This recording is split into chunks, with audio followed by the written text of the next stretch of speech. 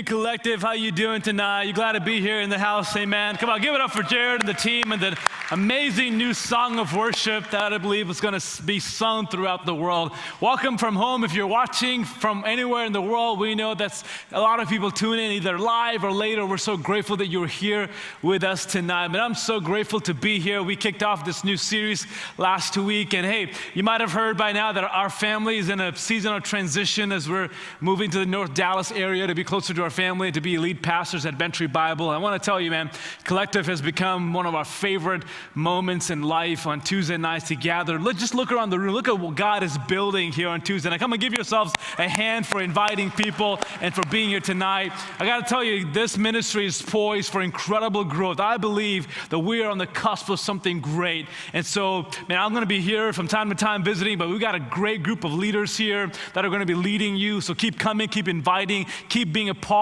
of what God's doing. Keep your eyes wide open to the amazing things that God is about to do here on Tuesday nights through the Collective. We're in week 2 of this new series called Bird's Eye View, because oftentimes we can get tunnel vision and only look at the normal, ordinary aspects of life through just an earthly human perspective.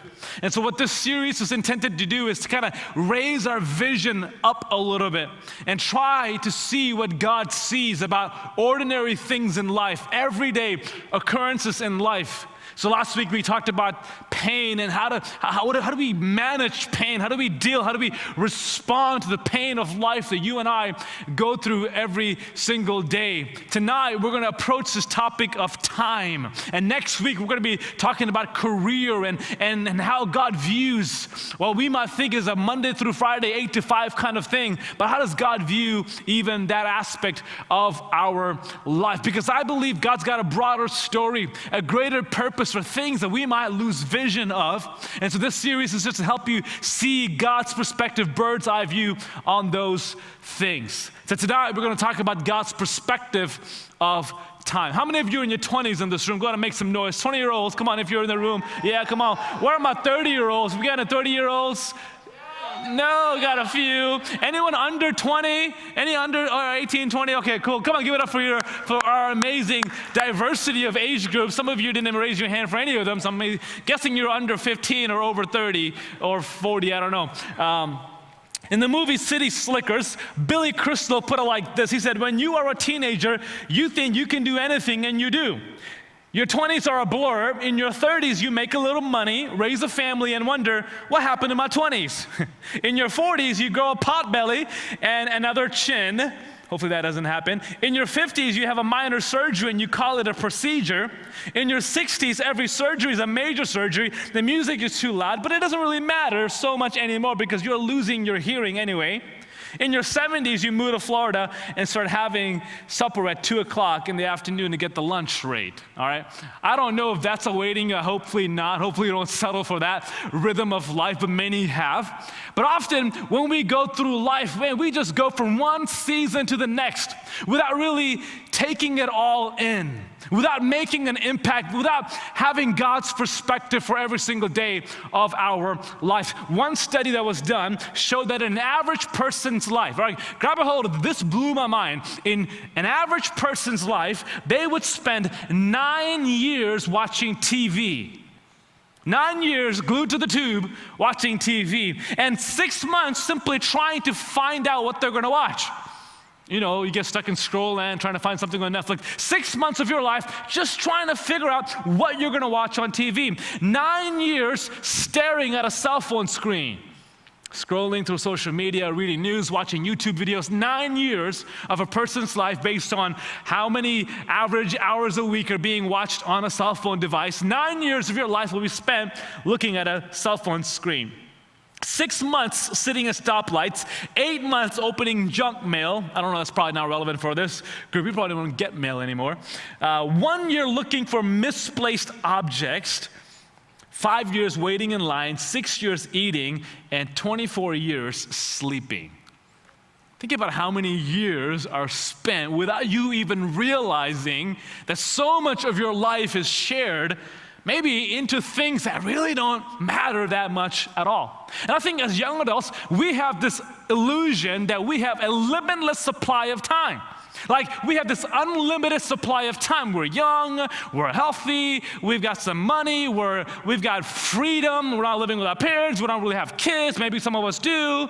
So we can Netflix and chill, we can take it easy, we can be lazy a day or two, a week or two, a month or two, because hey, we've got all the time in the world. And sometime later in life, I'll get serious about my life. I'll figure out what I'm really supposed to do. I'll finally graduate, I'll finally figure out what my career is supposed to be, but I got all the time in the world. We've got this idea of a limitless supply of time. I think part of what contributes into this illusion is that we often measure time by a clock, right? Check out this picture. This is a clock. You know what a clock is. You've got a clock in your home. Maybe not this kind of clock, but you've got some kind of clock in your home. And usually we measure time by clock. So the dial just keeps going and going and going. It can get to 12 o'clock, and guess what? There's another tick. And another tick, and it just keeps going and going. The time never stops in a clock. You got this idea, hey, it gets to midnight, it gets to 6 o'clock, it gets to 9 o'clock, and time just keeps going. So I got another day, I got another 10 minutes, I got another hour. But that's an illusion. Time, it can be measured by a clock, but it is most appropriately measured not by a clock, but by this, an hourglass. An hourglass. See, both of these things measure time, but a clock gives an illusion that time keeps on going, but an hourglass shows you that actually you don't have an infinite amount of time on earth, you have a limited supply of time. See, a lot of times we value things in life because they're limited. The most valuable things in life are actually the most limited things in life. So you don't really worry about money until you have to manage your own bank account. And now you realize, okay, money doesn't grow on a tree. I just don't have an endless supply of money. It's going to run out if I'm not careful. You don't care at all about electricity until you see your lights flickering, and now you wonder, man, is my power about to go out? Something you never noticed now becomes valuable because a sense of limitedness, it's limited. Nobody looks at the gas tank every day unless the gas light comes on, and then you're turning off the AC, trying to take the pedal off the accelerator. Has anyone ever ran out of gas? I have once, and I learned my lesson, and of course it was raining like crazy, and I couldn't find a gas station anywhere. But you don't do it again because you realize, man, I can't push it. I can't go 30 miles when it tells me I got 10 miles to go, right? There is a limit to it. You take your health for granted unless you receive a diagnosis that says you're not healthy. So if we think something is unlimited, we don't value it. But when we realize, actually, I can't take it for granted, there is a limit to the supply I'm given, then we begin to value it. And so, many times we don't value time because we think we have a limitless supply of it. But the truth is that time is the most limited resource you have. And therefore, time is the most valuable resource you have. See, a lot of things in life, you can recuperate, you can get back. You lose a job, you might get another one. You might have flunked out of senior year. It's okay, spend another year, you can graduate. You might have lost a friend, a relationship, even a marriage. You might have lost a reputation, but those things can actually be built back. There's a second chance to those things. But what happens when time leaves your hand? When time slips away, can you ever get it back? No. It's the one thing you can get back. You can't buy back. You can't win back. You can't bribe back. It's the one thing that when it leaves your hand, it's gone. Therefore, our most valuable and limited resource really is time. So I want you to know your life this year, today, is not a dress rehearsal. It's not a practice run. I remember my wedding rehearsal. I mean, it was okay to make mistakes. It was okay to goof off because the wedding's the next day. It was just a rehearsal. It's just a practice run. A lot of times we treat our 20s like that. Man, it's just a decade. It's just my young years. I got the next decade to look forward to. I just got to get through college. I can goof off. I just got to get through this dating season until I find somebody. I just got to get through this or that. Man, your life is not a dress rehearsal. Every day actually matters because every day you're given a certain amount of time, a certain amount of minutes, a certain amount of hours to do with it what God has called you to do. So it is not a dress rehearsal. And it's so important that we grasp a hold of this concept, because every study done shows that the older you get, the more you lose track of time. The older we get, the less attention we pay to time. In 2013, in the Scientific American, they did a study on why does time seem to fly? Why does time seem to fly away? And they had 4 reasons, and one of them was simply this: the older you get, you pay less attention to time. Think about it. When you were a little child, maybe 9 years old, maybe 5, maybe 10, when December 1st came around, guess what? You had your calendar out, and you were counting down the day to Christmas.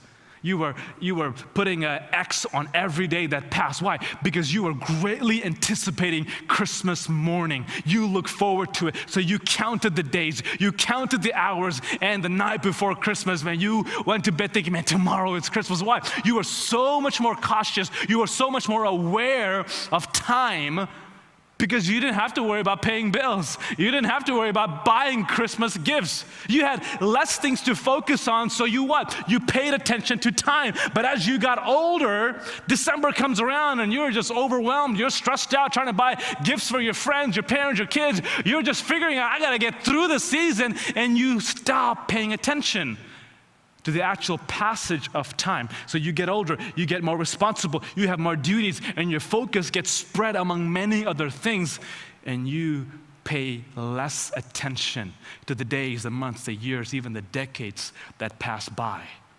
And you end up in your 50s and 60s thinking, man, it was just like yesterday that I was a freshman in college, that I got my first job. Where did time go? It's because you got busy, and your life got filled with a lot of things, and it's going to happen, and we start paying attention to the passage of time. Oftentimes we overestimate how much time you've got. You never underestimate time, you always overestimate. I got 2 hours, I got plenty of time to get ready. And it's time and you ain't ready. It's just gonna take me 20 minutes to get across time, and an hour later you're still driving. Because you overestimate, you never underestimate how much time you've got. I've never been by a bedside or talked to an older person who said, man, I totally underestimated how much I wish I had less time to live. Ain't no one saying that. No, what they are saying is, man, I took it for granted. I wish I had more time with my kids. I wish I had more time with my family. I overestimated time, and now it's slipped away. We tend to overestimate how much time we actually have. Our culture teaches us to number our years, but God instructs us to number our days. Our culture says, hey, you turn another year, you got another year guaranteed. It's a happy new year. You got a whole year ahead of you. So we think in terms of years and even decades. But the Bible says, actually, don't number your years, number your days. So tonight we're going to be in Psalm 90. And Psalm 90 is the oldest psalm to be written. And it's not written by David, who wrote most of the Psalms. Psalm 90 is written by Moses.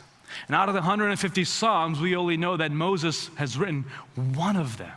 It's pretty incredible. He had lived 120 years of his life. He's towards the end of his life, and he's writing one out of the 150 Psalms. Think about all the things that the amazing Moses could write about. He could write about confronting Pharaoh, or meeting God in the burning bush, about splitting the Red Sea and walking on dry ground. He could write about the promised land in the 40 years. He could write so many things about an incredible life. But as he sits down in the wilderness years to write this psalm, 3,500 years ago, you know what he writes about? The one thing he writes about is the essence of time. The essence of time. So Psalm 90, verse 12, Moses would say this: teach us to number our days carefully. God, teach us. Teach me to number our days carefully. Not our years, but our days carefully. A lot of commentators call this psalm a psalm of lament. They put it in the category of lament. They're saying that Moses is towards the end of his life, and he's still finishing out the 40 years in the wilderness. And he's thinking about this reality. Man, it's been 40 years. We could have gotten to the promised land in a matter of weeks. And now an entire generation has been wiped out.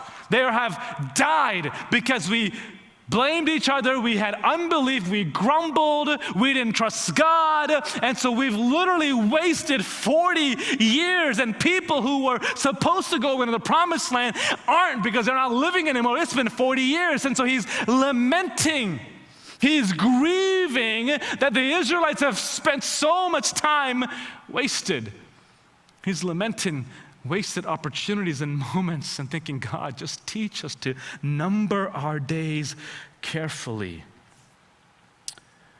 See, oftentimes we do so many things to prolong life as much as possible, to just add a few more days. Think about all of the resources, dollars put into scientific experience just to try to figure out how can we live longer?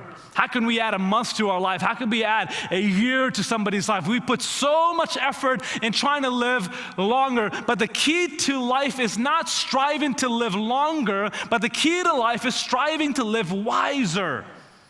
It's not about living longer, adding more days. It's not about living longer. It's about how can I live wiser with the days that I have. Of course, I love science. I'm so grateful for medicine. I hope there's a lot of incredible discoveries. But the problem really is not adding more days to our life. The real problem is how can we add more life to our days?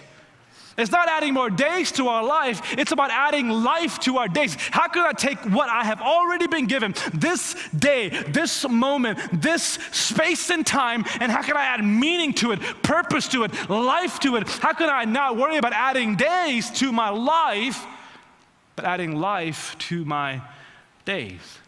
Moses told us 3,500 years ago. The time was already set.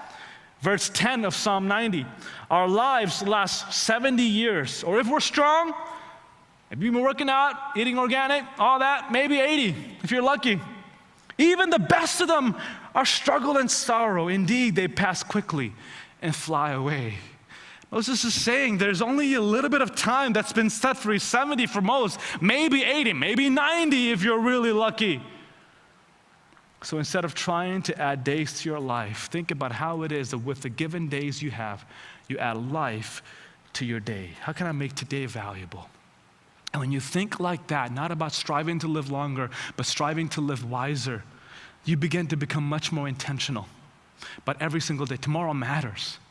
Today matters. This moment matters. That meeting, that conversation, it's not just something I need to get through. It's something I need to grow through. It really has an impact in my life. And so Moses says in verse 12, teach us to number our days. God, help us to be so intentional about the number of days we have carefully. Why? So that we may develop wisdom in our hearts. So that we may develop wisdom. We're not wasting life away. No, we're becoming wise with our days. We got a perspective on time that allows us to become more and more wise. And when you count your days, you realize, you know what? It's not worth having this grudge against somebody because it's eating me up inside. It's not worth being envious of somebody because it's wasting away my opportunities. It's not worth being jealous of somebody, being always compared to somebody because it's doing me harm.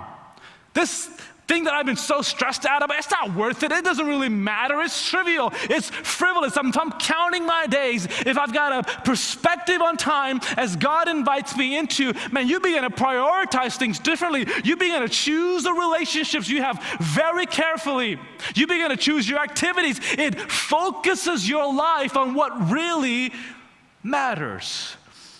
And gossip, laziness, fruitless activities have no place when you actually begin to count your days and see them as a moment that matters, as a moment of significance. So how do we make our time count? How do we make the most of our time? I want to just give you 4 things and we'll be done.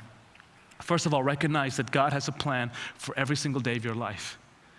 God actually has a plan for every single day of your life. Living from a bird's eye view of time means that we don't live from an earthly perspective, thinking that life is just about me. I get to be the master of my fate. I get to write a story of my own life. No, a bird's eye view says actually God already before you got to planet Earth had a plan for every single day of your life. Notice what Moses says in verse 2 and verse 4. Before the mountains were born. This is what we just sang about the timelessness of God. Before the mountains were born, before you gave birth to the earth and the world, from eternity to eternity, you are God. For in your sight, 1,000 years are like yesterday that passes by, like a few hours of the night. God, compared to your existence, your greatness, even if I lived 1,000 years, it would be just a few hours of the night that passes by. Moses is saying, my life is brief, but God, you are eternal. Before the mountains were placed in their location, before the stars, the sun, the moon were placed on their location, before anything ever was, God, you have been from eternity to eternity, and you have allowed me to have my life because you got a plan. And I'm not living for me, I'm living for you. I'm not trying to dig deep in my own heart, trying to figure out what I'm supposed to do. No, I'm leaning into the eternality of God, the greatness of God, the purposes of God, the mission of God, and saying, you know what, my life is so brief, it's so tiny compared to how great you are. So I'm asking God, what do you want for my life? Why am I here? You begin to ask those questions of purpose. God, if you have existed for all time and you're living, you're giving me, allowing me this space, this time, these few years, then what is it that you want from me? This is why Psalm 139, David said these words in verse 16 and 17, your eyes saw me when I was formless. All of my days were written in your book and planned before a single one of them began. God, how precious your thoughts are to me, how vast their sum is. David isn't saying God just has some overarching idea about your life. He's got some generic direction for your life. No, David says every single day of your life has been written in the book of God. God's keeping a journal with every single moment, every single day, having already thought about your interactions, having already planned your incredible moments. He has thought about not just the big moments of life or the overarching direction of your life. No, he has thought about every single day. So this year in 2021, before you ever get to a day, God's already written it down. So nothing surprises God. It might surprise you. It might take you off guard. It might overwhelm you. But God say, look, it's already been written in the book. Let me tell you, his thoughts towards you are precious. They're good. They're amazing, they're loving, they're intentional. God has thought about your day before you even began your day. So what do we do? That's why David concludes that psalm by saying in verse 23 to 24, therefore God, search me, know my heart, God. Test me and know my concerns. See if there is any offensive way in me and lead me in the way everlasting. David says, God, you've existed for all time. You've got a plan for every single day of my life. So what's my response? God, do a deep dive in my heart. Search me, God. Know me, try me, test me. See if there is any offensive way, meaning, God, am I planning my life against your plan? Am I planning my dreams in opposition to your dreams for me? And so if there is, God, just allow me to discover that and repent of it and lead me in the way everlasting. Lead me from eternity to eternity, what you've got planned for my life. Recognize that God has been in existence before time was. There is no beginning to God, and he's planned out every single day of your life. So our response is, God, search me, know me. What am I concerned about that you're not concerned about? What am I so worked up about that you actually don't care about? And what have I grown indifferent, apathetic, don't even care about, that's burning deep in your heart? Allow my heart and your heart to meet, God. My plans and your dreams to intersect. Second of all, remind yourself that life on earth is brief. Life on earth is so brief. Psalm 90, verse 4, Moses says, for in your sight 1,000 years are like yesterday that passes by. 2 Peter 3:8, for with the Lord one day is like 1,000 years, and 1,000 years like one day. 1,000 years on earth like a day to the Lord like 1,000 years on earth. These two verses are saying really the same thing. And man, when I was in college, these are the very verses that gave me a perspective on God's view of time. Because when you're in your 20s, you're thinking, man, I got 60, 70 years left. I got a lot of time, and it does feel long. But think about this. A day to the Lord is like 1,000 years on earth. I loved math growing up. Now, I'm not saying that God exists in some formula or equation, but this actually gave me perspective. If a day to the Lord is like 1,000 years on earth, then how much in that equation really is my life?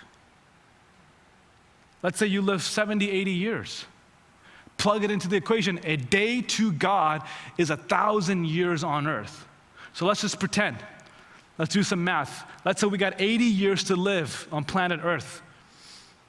If you sleep just 7 hours a night, not counting your naps, sleeping in, just 7 hours a night, out of those 80 years, you've already slept away 27 years of your life. So now you're down to 53 years of actually being conscious and awake.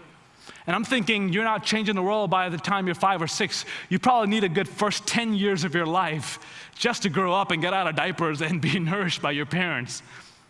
So let's subtract another 10 years from that. So you're down to about 43 years, maybe 40 years. 27 years you slept away, 10, 13 years you're just growing up with your daddy, mommy. So you've got 40 years of your life to do something worthwhile doing. So a day to the Lord is 1,000 years on earth. 40 years, not even, because I'm thinking when you're 70, 80, you're not going to have a lot of strength to go out and do your purpose. Maybe you will. So if you plug in 40 years of your life into the equation, a day to the Lord, 1,000 years, you know how much that is in view of eternal time? Less than an hour of God time. Less than 1 hour of eternity, just in that simple equation. Just to give you perspective. So God says, man, here is eternity. I've existed for all time, and I'm creating you, forming you. I've got a plan for every single day of your life, and I'm dropping you on planet Earth for less than an hour. For just a little bit, a blip on the radar. I'm putting you with purpose, with eternity in your heart, with a mission, with a great plan for you. You've got less than an hour. I'm going to empower you with my Spirit. I'm going to pour my Spirit on you. Go. Less than an hour of heaven time. You think you've got a long time, but really when God looks at it, it's less than an hour. So every minute actually matters. You don't have time to waste. Yes, God redeems our time, absolutely, but teach us, oh God, to number our minutes in God's perspective. Kirk Cousins is the quarterback of Minnesota Vikings. They're not in the Super Bowl this year, but maybe they will be one day. Kirk Cousins, he heard a message on Psalm 90 when he was 30, when Moses says, teach us to number our days. And so he said, man, I got to really take this seriously. I'm going to actually number my days. So he said, okay, if I'm healthy, if I'm good, I'll live to 90 years of age. So I've got 60 years left of living. So he divided 60 years he had left by the number of months, and it was 720 months to live. And here's what he did. He took a big jar and put a pebble or a marble in those jars. 720 marbles in a vase, in a jar. One for every month he had left to live. And at the start of the month, on the first day of every month, he would take a pebble, put it in his pocket, and for that entire month, he would walk around with that marble, that pebble, in his pocket. And he would keep his hands in his pocket. If you watch him do interviews, he's always got his hands in his pocket often. What is he doing? He said, man, I'm losing a month of my life here. After this month is gone, I don't get it back. And so once that month is gone, he takes that pebble and throws it away. Now the jar is lightening. It's becoming less. Because over time, month after month, he begins to see, man, that jar is starting to get less and less weighty. There's less pebbles in there. I'm running out of time. And an ESPN reporter asked him about this practice, and he said this, once this month is over, it's gone. You can't get it back. It's gone for good. Remember to count your days. This is actually, I know it seems kind of morbid and gloomy, but it's actually an amazing practice that the Bible prescribes for us. Notice what Solomon, the wise Solomon, said in Ecclesiastes 7:2. He said, it is better to go to a house of mourning than to a house of feasting. For death is the destiny of everyone, and the living should take this to heart. It's a strange verse, Solomon. What's he saying? Solomon's saying, if you're given the opportunity to go to a funeral or a party, to go to a house of mourning or a house of feasting, choose the funeral. Because you're at a party, you're having a great time, it feels like you're young, you're without limits, you're gonna live forever, it's amazing. But it's an illusion. You go to a funeral and you realize, wow, I don't have forever to live. This builds wisdom in your heart. It builds intentionality in your heart. You begin to think about the relationships you need to repair, the things you need to get right before God, because you're realizing, man, that end that they've just arrived at is coming for me too. Our time actually is limited. Number 3, though life on earth is brief, the decisions we make and the things we do actually impact us for eternity. Though this is just a blip on the radar, what we actually do in the 70, 80 years we have, or less or more, actually impacts us forever. You've probably seen this illustration of this rope. I saw it many years ago from Francis Chan. This idea of time being this endless rope that goes from eternity to eternity. Imagine it's 1,000,000+ miles long. It goes around this campus, all across Houston, all across into the universe, and it never ends. It's a picture of eternity that has no beginning and no end. But you are placed on planet Earth for just a small section, let's say this much between my fingers. You're placed on planet Earth. In view of eternity, your life is just less than a dot. That's it. And then you go on living for all of eternity somewhere. But what you do in this little space of time determines what the rest of eternity will be like. But yet we put so much money and time and energy of trying to live well here in the dot. Trying to be as popular as we can, get as much followers as we can, trying to make a living and do a great job living here. And we never think about the rest of eternity that awaits us. And the decision you make here about Jesus determines where you spend eternity. If you refuse Him, man, you are in an eternity away from Christ, far from God, in a horrible place. But if you say yes to Jesus, you've got an eternity secure for you. What happens in the dot of time determines the rest of eternity. And guess what? In view of eternity, in view of heaven that we sung about, this really doesn't matter a whole lot.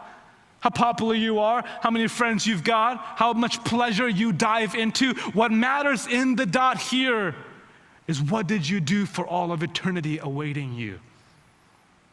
And once you've become a Christian, you don't sit around waiting for heaven. No, you realize Ephesians 2:10 says, I'm a handiwork, I'm a masterpiece of God, and God has actually prepared good works for me to do in advance. God's prepared a good work in my life, in the 70, 80 years I've got. He's got a plan, a mission for my life, people to impact, lives to change, difference to make, a gospel to share, and this little dot actually matters in my investment for all eternity long. So when you get to heaven, when you get to eternity, you are saved by grace alone, but you are rewarded based on your works in this life. It's the truth. You are saved by grace. So yes, eternity is secure, but when it comes to reward day, God actually calls into account every single bit of your 60, 70, 80 years of life.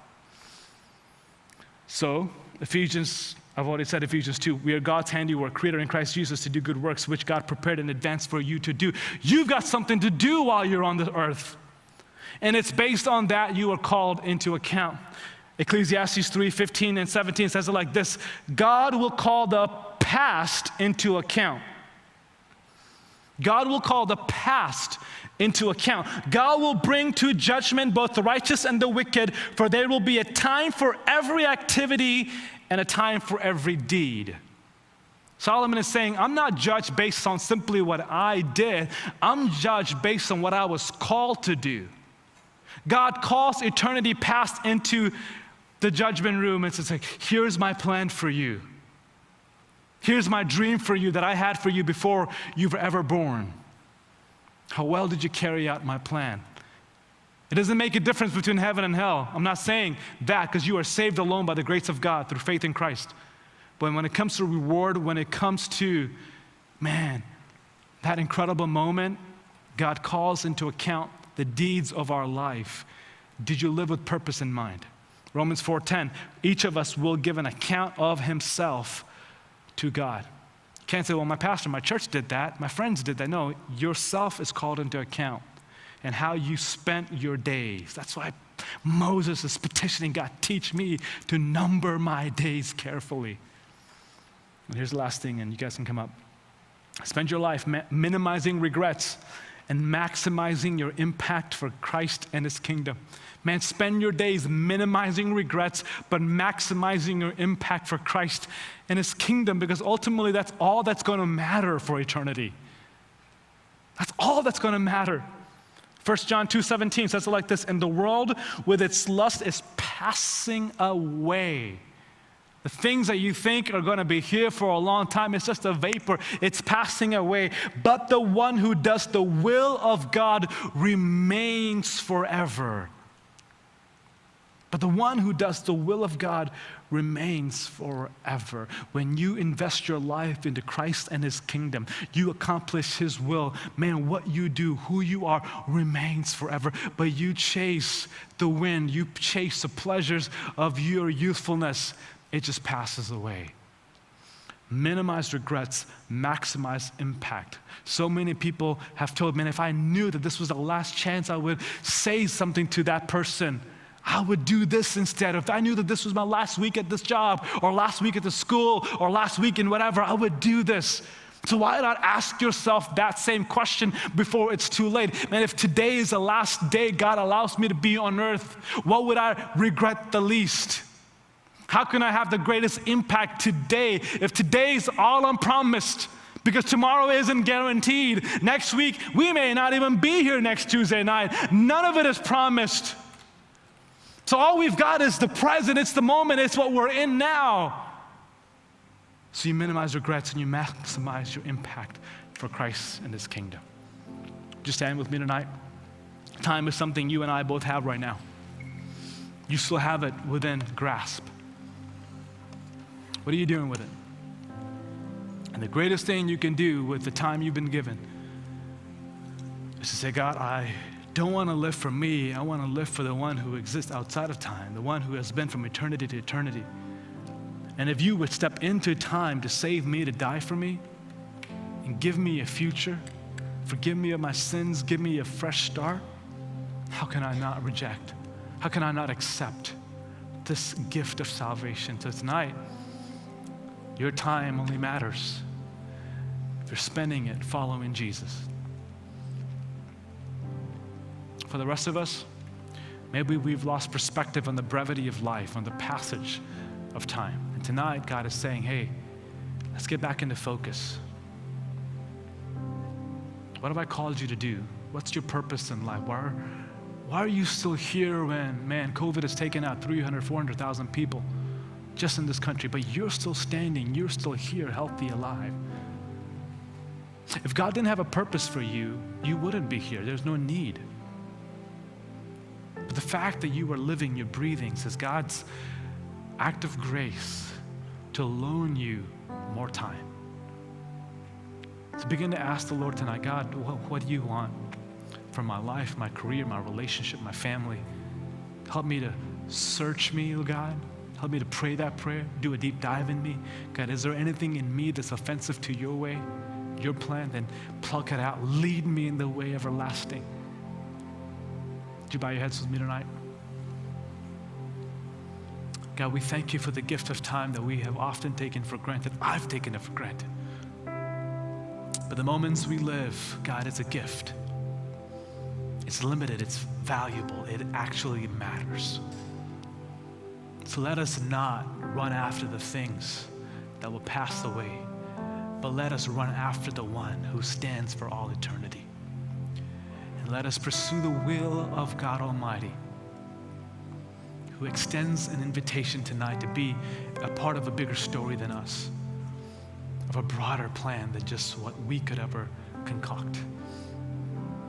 So as young adults, God, with an incredible future ahead, we say this moment matters, this week matters, this year actually matters. You've given us a little bit of heaven time before we call back home.